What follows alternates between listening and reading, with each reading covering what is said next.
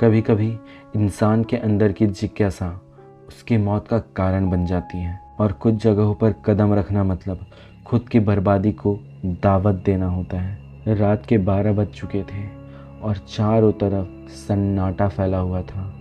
तभी तीनों दोस्त रवि, सूरज और अमित मज़े मज़े के लिए पुराने शमशान घाट पहुंच गए। कहते हैं वो जगह रात में इंसान नहीं जाया करती क्योंकि वहाँ उस वक्त कोई और ही मौजूद होता है। जैसे ही उन्होंने शमशान घाट का गेट पार किया वैसे ही चारों तरफ जली हुई अगरबत्ती की गंध और राख उड़ती हुई महसूस हुई। उस शमशान घाट के एक कोने में लाल कपड़े में एक बाबा बैठा हुआ था, हाथ में इंसानी खोपड़ी, सामने जलती हुई आग और आसपास तंत्र मंत्र के चिन्ह बने हुए थे।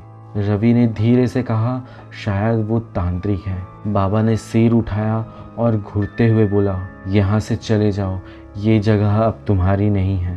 पर तीनों दोस्त बाबा पर हंस पड़े और कहा, क्या करोगे बाबा, अब हमें डराओगे क्या? अगले ही पल बाबा की आंख बिल्कुल लाल हो गई और हवा में एक अजीब सी गंध के साथ एक अनजानी चीख गूंज पड़ी। उस बाबा ने कहा, तुमने बुलाया है उसे, अब तुम्हें कोई नहीं बचा सकता। अचानक से उनके पीछे एक चुड़ैल आ खड़ी हुई, लंबे बाल, उल्टा पैर और नुकीले दांत। उसके कदम जमीन को नहीं छू रहे थे, वो हवा में तैरती हुई दिख रही थी। तीनों घबराकर वहां से भागने लगे। अंधेरा, धुंध और डर से कांपते हुए वो सड़क पर पहुंचे।